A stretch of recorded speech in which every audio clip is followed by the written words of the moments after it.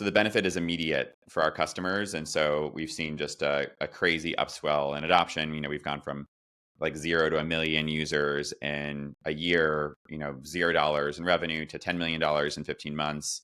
Just crazy, crazy growth because we're basically serving a market that didn't exist before. Yeah, there were tools. You could download Instagram and post a piece of content, but you didn't really know if that content was good. You could use MailChimp to send an email, but you didn't know if what you wrote was actually compelling. Exactly. Figuring out how to create or generate great content required experience and skills. And today, you can use a tool like Blaze to do it for you. And so we basically created a whole new market that didn't exist before this technology was around for a huge group of people.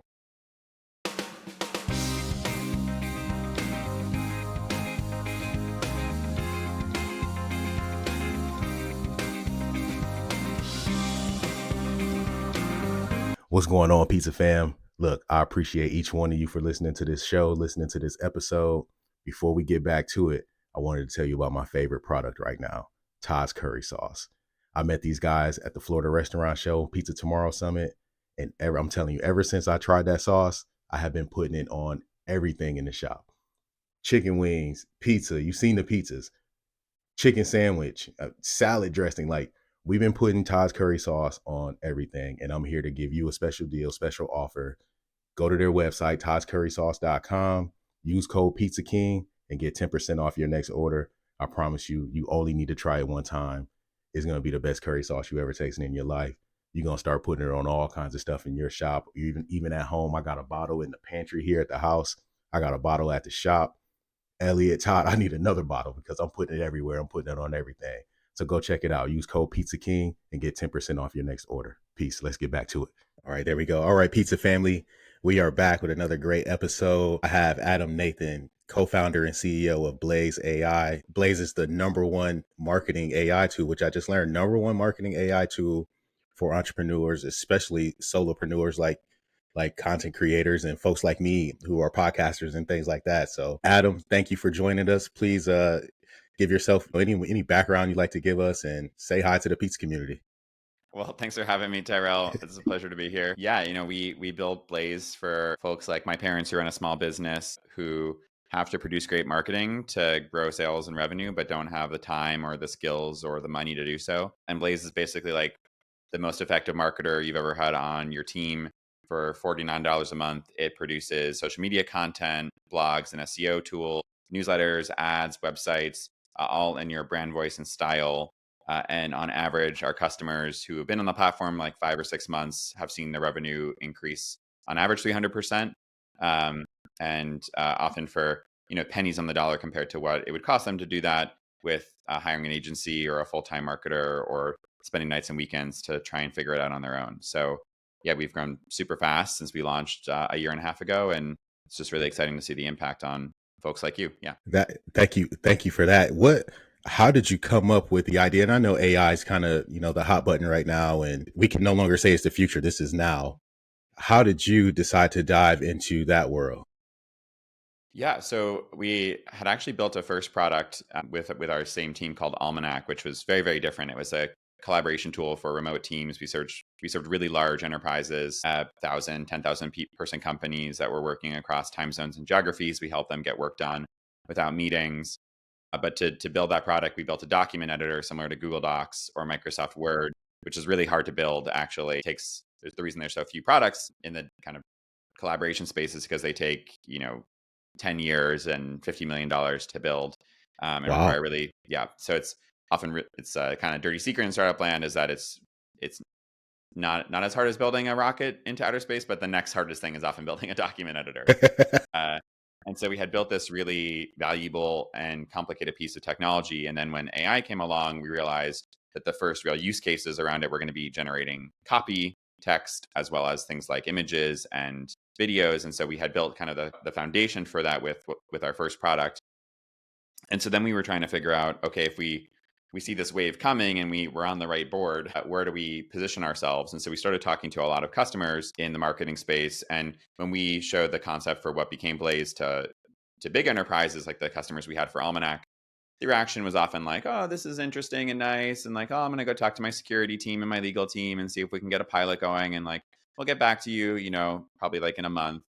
But when we showed it to small businesses and solopreneurs, creatives, agencies, Shopify store owners, the reaction was like, "Oh my god, this is amazing. How do I get access to this right now? Like, take my money from me. I need this." And so often when that's a really great sign when you're building a company that you're onto something important and big, because if somebody wants your product when it's incomplete or just a demo, like imagine how they'll feel about it once it's complete and actually works. And so you want that kind of traction or pull from the market early on. And so we realized, yeah, we were onto something with not just what we were building, but who we were serving. And often with small businesses, a lot of other competitors think that small businesses are bad businesses, that they're small because they're shitty. And we actually believe the opposite. We think small businesses are great businesses. And often the fact that they're even around is a testament to their entrepreneurs or owners' creativity and grit and resilience. When I talk to Absolutely. our customers, like they're so proud of the bet that they've taken on themselves. And I'm I'm proud of them too. I don't think I could do it, but what they do in many cases. And so we think that just because you're small doesn't mean you can't be great. And we're just trying to level the playing field with Blaze for our customers so that they can compete and win against much bigger businesses, and more importantly, just take control over their futures and be able to provide for their families, own their time, Yeah. and feel like they made something of themselves. Do you feel like that was the connection? Well, larger businesses just weren't seeing the value in it because they probably already have teams in place and people that handle all of these sorts of things. They weren't able to immediately see the value. I'm sure now, a couple of years later, everyone wants to get on board with things like this. But a small business owner, I'm thinking about my life. I have to, we record a podcast. I'm going to edit the podcast. We're going to create a blog post and show description and try to find some great SEO words and things to use. I'm like, I do all of those jobs. Is there a tool that can help me do it? Yeah, you should use Blaze to use that. You can actually upload the audio file from this podcast, and then we have a feature where you can turn it into show notes, a blog post, a newsletter, social media content. So everything that it's specifically designed for people like you who have to do all this replication and syndication, but it takes a lot of time. It's kind of It boring. does. It's hard to think of 100 ways to say the same thing, and AI is really good at that. Yeah, I think big companies are filled with professional marketers who at least feel like they have the skills to do great marketing. I often think they don't. I'm a professional marketer by background, and I'm surprised by how good Blaze is at helping me with my own content or with content we make for the company. So we use the tool all the time, and it works better than I expected to. But certainly for folks that don't have training or background or in marketing or aren't doing it as their full-time job, the alternative to using a tool like Blaze is often to do nothing at all. Most of our customers aren't doing anything related to blogs and SEO. They have no social media content, or another third of them are doing some stuff, but it's not really working. It's like, hey, I want to lose some weight, but I'm going to eat a salad like once a week. Like it's of course you don't see results because you're not doing it consistently enough. You're not applying best practices, and so yeah, for They're our not customers. changing, not making adjustments, not understanding, what the data is telling you. And great, to grow from the internet, it's actually pretty simple. What you have to do is just really hard to do it consistently. You have to produce high quality content and you have to put it out there every day. It has to be focused on your core customers. The content itself has to provide value for people. You have to make sure you're talking about your products and your services. You have to have a clear CTA so that people know what you want them to do. Most people who aren't marketers, they're not doing that consistently, if at all. And so the alternative to a tool like Blaze is not doing anything, or doing some stuff and spinning your wheels and feeling like it's not working. And so, yeah, the value we provide for small businesses compared to the alternative is like 10,000% more than what they would otherwise be doing. Big businesses at least feel like, oh, at least, we're paying a bunch of money for some fancy people to do this job. We don't really need another tool. And so I think, you know, enterprises, corporations it'll be another decade before they fully embrace AI because they have a lot to figure out with IP, with security, even with something like professional development for reviews or promotions. How do I attribute what a human does versus AI? They have all this complex stuff to think through around change management. Whereas consumers and small businesses have no such hurdles and often are facing a much worse alternative today because they don't have a team to do this. They aren't spending Yeah. money on this. Well, the value of getting my time back is worth everything, right? Yeah. So the benefit is immediate for our customers. And so we've seen just a crazy upswell in adoption. We've gone from like 0 to 1 million users in a year, $0 in revenue to $10 million in 15 months. Just crazy, crazy growth because we're basically serving a market that didn't exist before. Yeah, there were tools. You could download Instagram and post a piece of content, but you didn't really know if that content was good. You could use MailChimp to send an email, but you didn't know if what you wrote was actually compelling. Exactly. Figuring out how to create and or generate great content required experience and skills. And today you can use a tool like Blaze to do it for you. And so we basically created a whole new market that didn't exist before this technology was around for a huge group of people. One of the things you mentioned, which really intrigued me, was being able to use these tools and produce this content. And I imagine the content creation is probably the number one tool on the Blaze app, just because everyone wants to be out there and be on social. But you mentioned that this helps you actually generate these things in your own brand voice. How does that actually work? Because that's one of the fears. Like, I don't want my content to look, sound, and feel like every other piece of content on each one of these platforms, because there's no disruption there for me. How does Blaze overcome that? Yeah, so we've invested very deeply in personalization features. We are about to release a whole new wave of them we call Brand Kit, where basically we're able, using AI just through your website, or if you don't have a website, even just like a paragraph you've written, like a one pager to an email, in an email to maybe a customer or a friend, we can take that and diagnose your brand voice. So we analyze how you write on 7 different aspects: your syntax, your tone, your audience, your purpose. We also can analyze your brand style. So the vibes of the photos you use, the colors, your logo, your fonts, and we actually let you see that output. We let you edit it in case we're wrong. And that specificity and detail allows us to generate content that looks and sounds like you. We also have a feature called source material. So from your website, we can actually learn about your products and your services, like specific detailed information, or you can even sync your Google Drive or Notion or files with Blaze so that we learn not just how you talk or what you look like, but who you are and what you do. And so all of the output is extremely detailed. And so it's essentially like hiring someone on your team where you're like, hey, here's all of our internal files. Like, take a look at this that we've done to kind of get up to speed. You're doing that with Blaze, but instead it's an AI. It's our software that's learning how you do it. And we actually continually learn over time. So if you integrate your Instagram account with us, we go back every day and we look at any new content that you posted or comments that you've made. So it's if what you do changes over time, you launch new products or services, you appeal to a new market segment, Blaze will automatically detect that and update your brand voice and brand style to reflect where your business is now. That's pretty cool. Are there tools for folks who have zero to no, like to very little experience with using AI in general? I mean, I think about, jumping onto, things like chat or Copilot, and it's driven by prompts, and the better the prompt, the better the output. But if you're not educated on how to actually speak and teach the AI how to produce what you need, are you wasting your time in that regard? Yeah, so Blaze has no chat interfaces at all in it. For this reason, we think a lot of AI products feel like they're designed by software engineers for software engineers, and our customers are generally not, almost 100% not technical. They have to do marketing, but they're not marketers. They have to use the internet, but they're not trained in technology or working for a software startup company. So at the core of Blaze is what we call wizards, which are essentially forms that you fill out to get the output. And we have this concept of one-click wizards, where as much as essentially we can either predict what we think you want to do in a wizard. So we have a button called generate for me that fills in the rest of the wizard for you based on previous things you've created in Blaze. And so our goal is to basically like get you through to the content as fast as possible with as little friction or work on your part as possible. And in general, yeah, the tool is not designed for you to talk back and forth via a chat interface. After you get through a wizard, the core of the product is, as I mentioned, a document editor for long form copy like blog posts. Or we also have a visual studio for image and video content like social media posts that feels very much like Canva or Figma. And our goal is to get you like a 90% plus good first draft based on what you've done, what you want.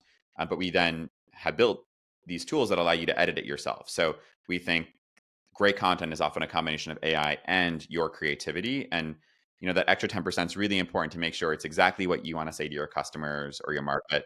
And so we believe that kind of giving you that control and that transparency over the output, not just to like ChatGPT, where you say, no, I don't like this, do it again. No, I don't like this, do it again. but instead It's just like say starting over almost every exactly. prompt. In Blaze, you just can edit it and then post it from there. And we think that's takes takes a lot less time, of course, but also is a much more intuitive experience for a lot of people. Very nice. Well, 1 million users in a year and a half. Is there anyone who looks at you and says, "Look, I can't figure this out. I still like a human touch. I don't know that AI is going to be right for my business." Is there a business that this doesn't work for? Probably. I mean, our goal is to make the product as simple and fast and fun as possible, and that's a never-ending problem. There's always things we can make simpler, and as you mentioned, there's lots of people out there that don't even have a website yet or don't even have a logo, and so like we are moving. Part of our strategy is to move even more kind of down market or to earlier segments to help people generate a logo for the first time with AI or generate a brand based on your vibes. And so there's tons more people who are even earlier than our probably current customers that we hope to serve in the coming year. There's also people who need more sophistication, complexity, and more control, who are already up to speed and just want to accelerate their progress.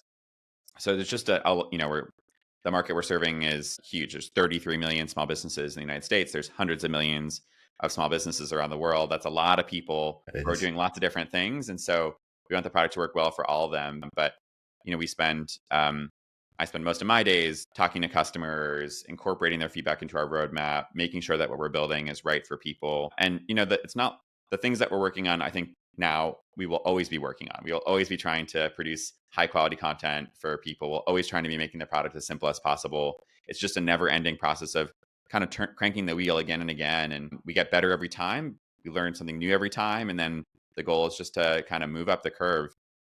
But yeah, I don't think there never will be a stopping point where we say, "Hey, we're serving all the We people got it. we have to serve." It's perfect. We got it. Yeah, we're done. We're done. It's unfortunately or fortunately just not how the game works for us. It's It's the same in the restaurant. As in the kitchen, we're very creative. It's our art. It's our product. We're always trying to refine. Even though we sell a ton of pies and we've got the box that we have now, and our decor is this way, we're always every single day looking for ways to get better, acquire more customers, serve our existing customers better. Improve our team. Give them better skills. All those different things happen. That's just the nature of business, right? Yep, that's right. Always get The better a little bit every day. a little bit every day. What's been your and you say even you guys you're using the tool and folks on your team are using the tool. What's your favorite component within Blaze?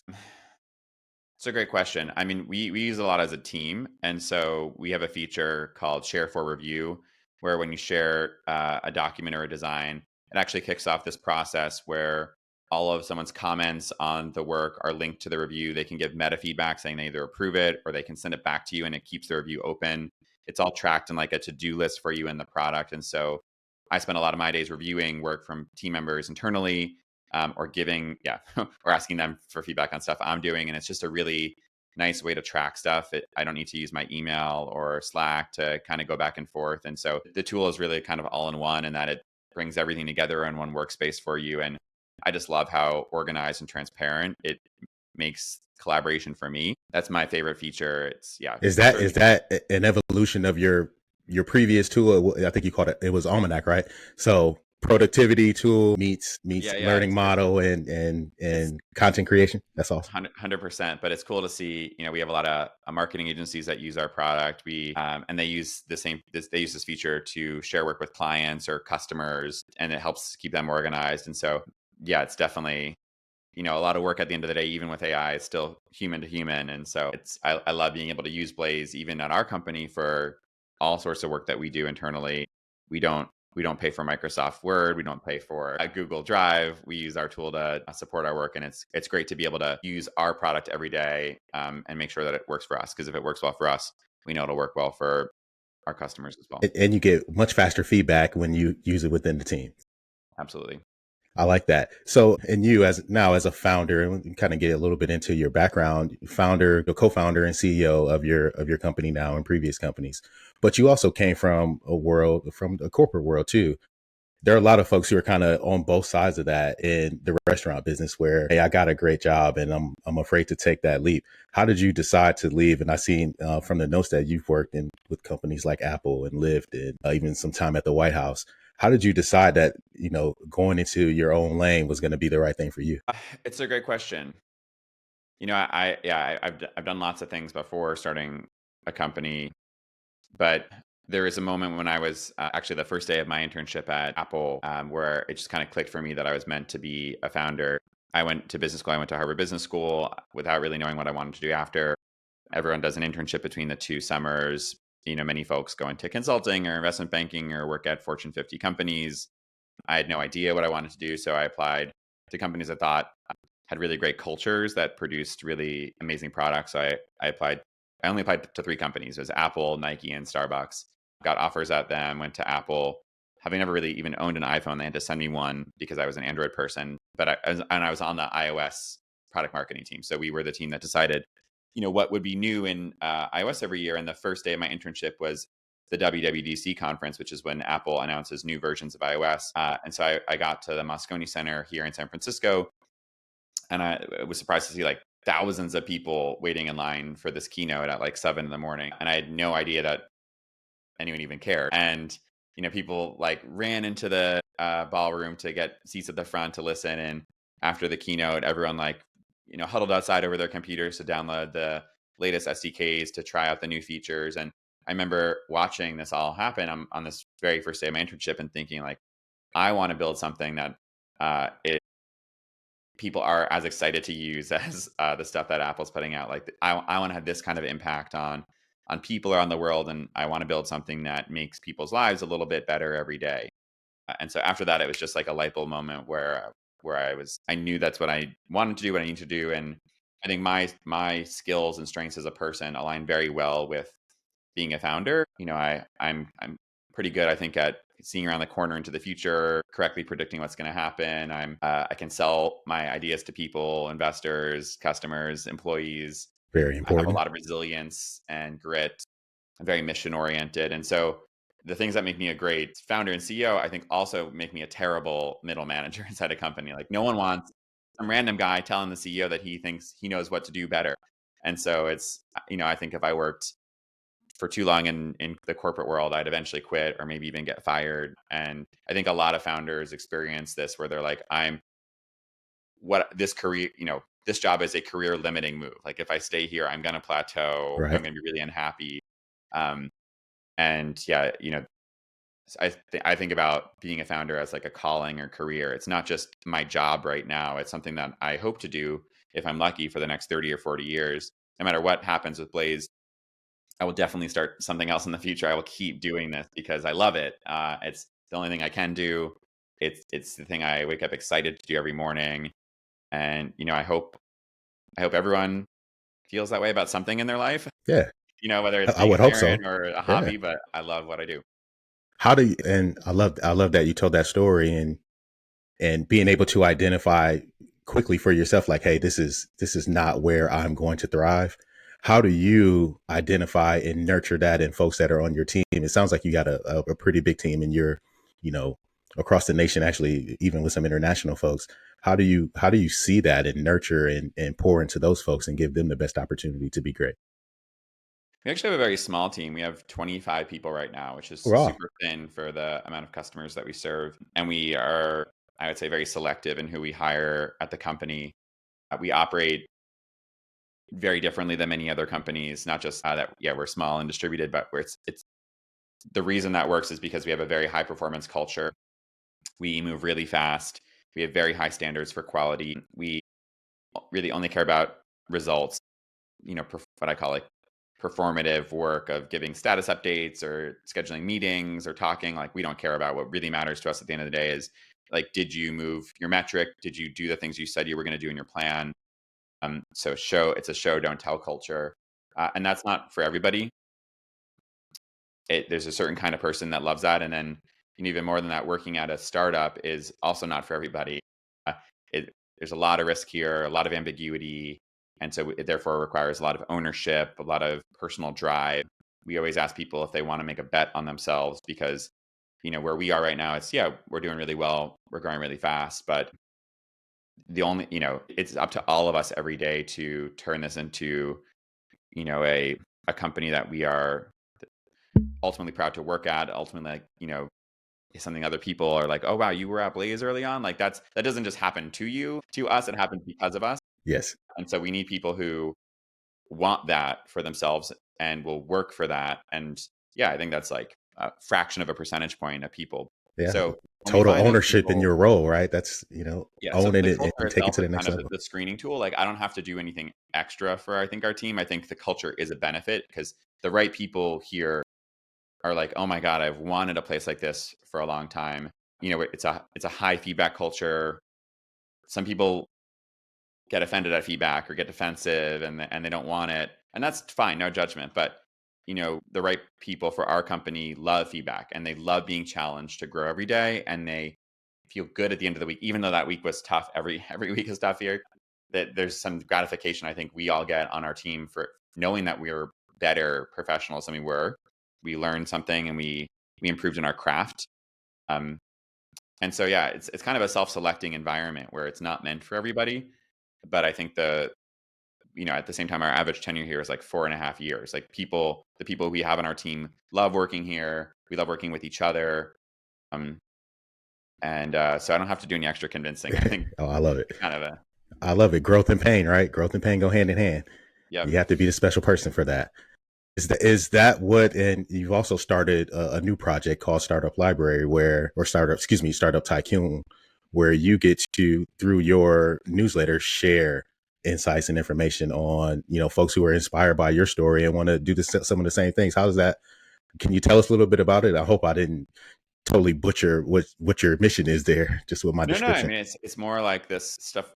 Conversations like this podcast having me realize that a lot of the startup wisdom out there is wrong. It's often given by people who have failed at starting a company or by investors who have never done it. And so there's not a lot of information or wisdom coming from CEOs that are actually doing it right now, like in the driver's seat and sharing what it's like to go through it. And so, I used to play a lot of video games and computer games growing up. And for like there's a game called Roller Coaster Tycoon I used to love and Sim City. And I always used to there's like a cheat code where you could like get unlimited resources and basically like build everything you wanted really quickly, really fast and get to that dream state, like the end of a rom-com. Just like where I always think when I watch those movies, like what would it be like just to live your life entirely in that happy state? And I think there's obviously a lot of pain and struggle and failure that comes from starting a business. A lot of that is inevitable, but I'm trying to give people hopefully more of the cheat codes to getting through some of that pain.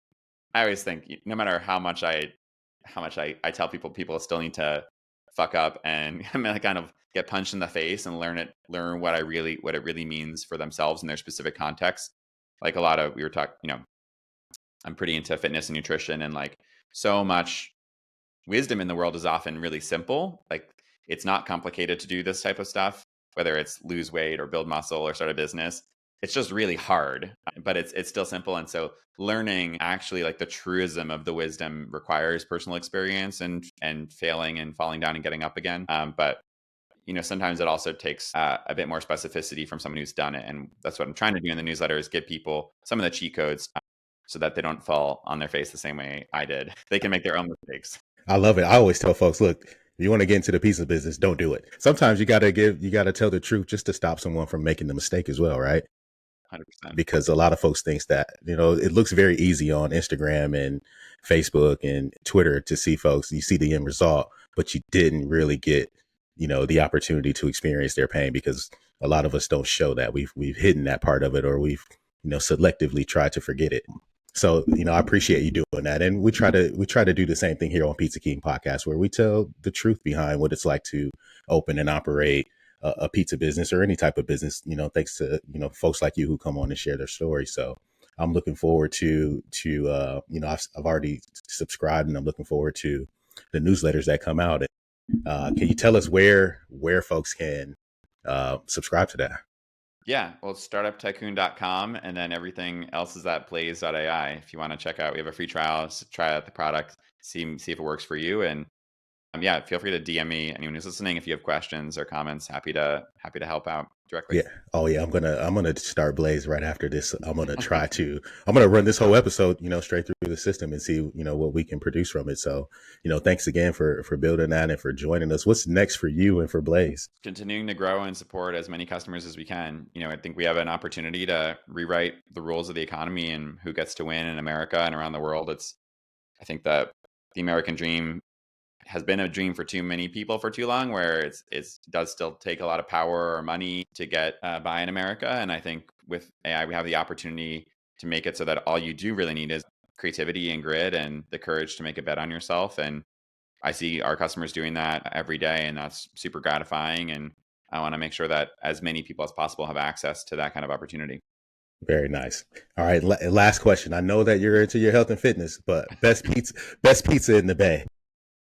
Oh man, we actually have a lot of great pizza in the Bay. It's a sneaky spot, I think, in America for great pizza. San Francisco is founded by Italians, so good, like I guess legacy for that. There's a place called Delfina that makes great thin crust pizza. They make like a panna pie that has like kind of like a vodka sauce on it, which is unbelievable. And then there's like Tony's Pizza, which is kind of like a famous pizza spot that serves like 100 different types of pizza from around the world, and it's like a pizza museum that you can eat, and you can go and try different styles of pizza, and it's yeah a favorite spot of mine. I love pizza, so yeah, I shouldn't eat it as much as I do, but I it's a great way to end the week. That's a story for us all, my friend. Yep. Adam, thanks again for joining us. You really shared some good insight on Blaze and just the AI generation that is upon us. Looking forward to seeing the growth of the company. Please go to Blaze. Is it Blaze.ai for folks who want to check out the trial, use the app. There's a lot of content creators on here. All of us need to make more content. We're all pizzeria owners and operators, or content creators or podcasters. Let's go make better content and do it in our own voice. So thanks again for joining us, and looking forward to continue the conversation. Thanks for having me. All right, take care.